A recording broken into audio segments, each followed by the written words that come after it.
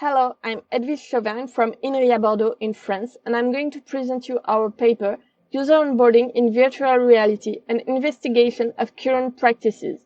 And it was in collaboration with Martin Hachet and Arnaud Prouzeau. First, what is onboarding? So we use a definition from Rance and his colleagues, which is the sum of methods and elements helping a new user to become familiar with a digital product. So to be more concrete, it's the ways of teaching how to use an application. There's already a lot of research on desktop onboarding, but we believe VR application to be a bit different. First, because of the VR set that isolates users from the physical world, but also the fact that there's still a lot of people to whom VR is still new technology with new paradigms, and there's no real interaction convention yet. Moreover, VR applications are meant to become more complex, and a study from Anderson and his colleagues suggests that onboarding is essential for complex software. So we identify two types of onboarding. First, computer-assisted immersive tutorials. So the tutorial is embedded in the application. And instructor-assisted onboarding. So the assistance comes from a human. In this paper, we aimed at understanding the current practices and challenges for user onboarding in VR.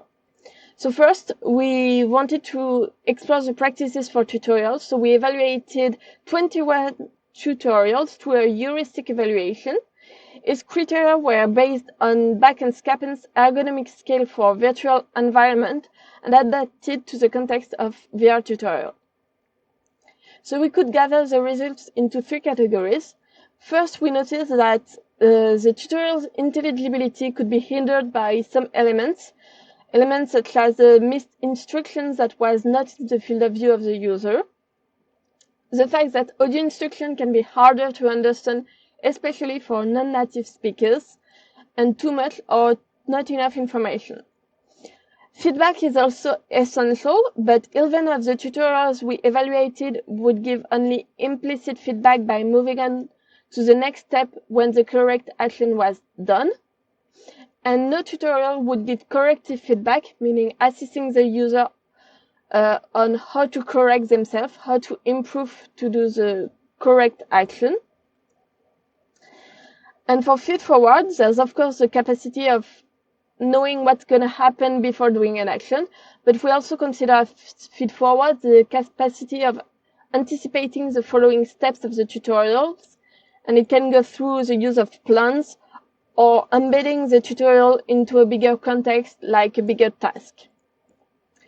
The tutorials we evaluated would lack adaptability and accessibility. First, because it would only target beginners.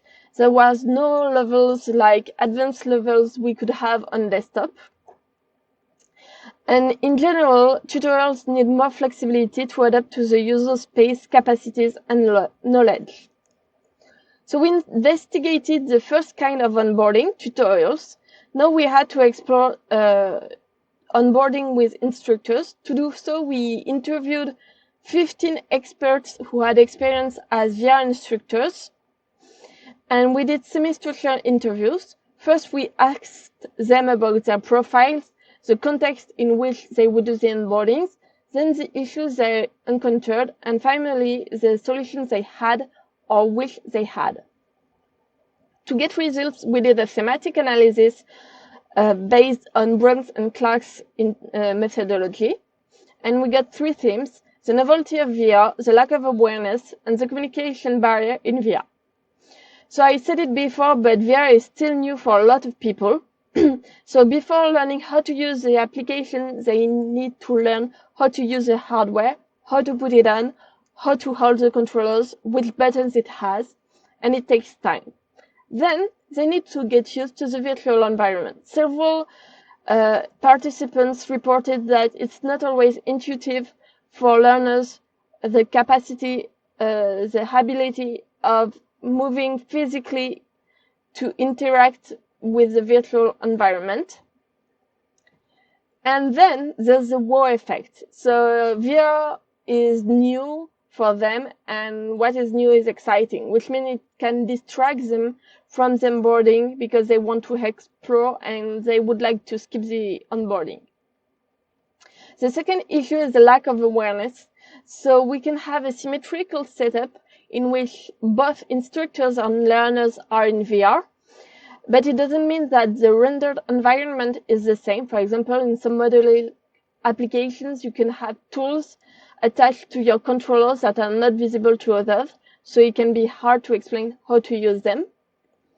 And if the instructor is in VR, he cannot see if the learners are safe. So one solution would be to use an asymmetrical setup, so the learners are in VR and not the instructor. But sometimes instructors do not have a mirrored view of the environment. They cannot see what the learners are doing. And even with a mirrored view, they are not aware of the virtual surroundings, so it can be hard to guide people in the virtual space. And the last issue is the communication barrier in VR. So first, non-verbal communication is difficult in VR. You cannot see facial expression, for example. And with an asymmetrical setup, you cannot use dexis words like there or here, or you cannot point at something. So people mostly rely on verbal communication, but it has limits. Learners do not always understand what they are experiencing, which means that they do not know how to describe it. And since VR is mostly visual and physical, it can be hard for instructors to put words on it. So some instructors would touch the learners to guide them, to orient them. They would grab them or grab their fingers to show where the buttons are.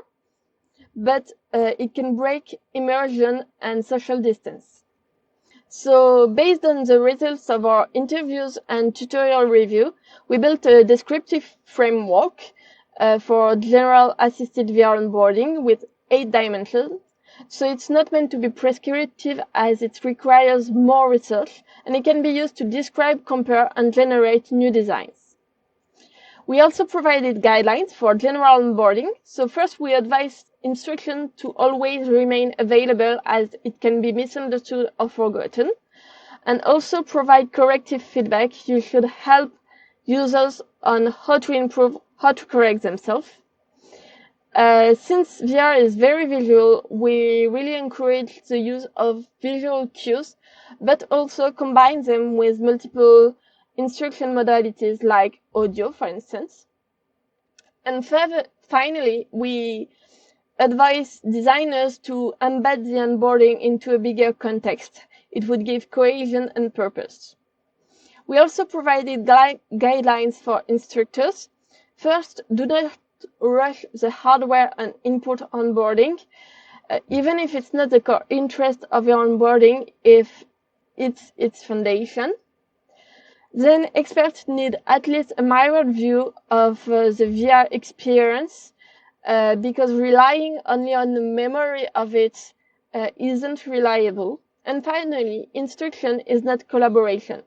So we told before that in some applications you could have tools that are visible to you but not others. So it's an example of why some collaborative tools are not fitting for onboarding. So to conclude, there's still a lot to explore, like supporting the creation of tutorials or developing tools for onboarding with instructors.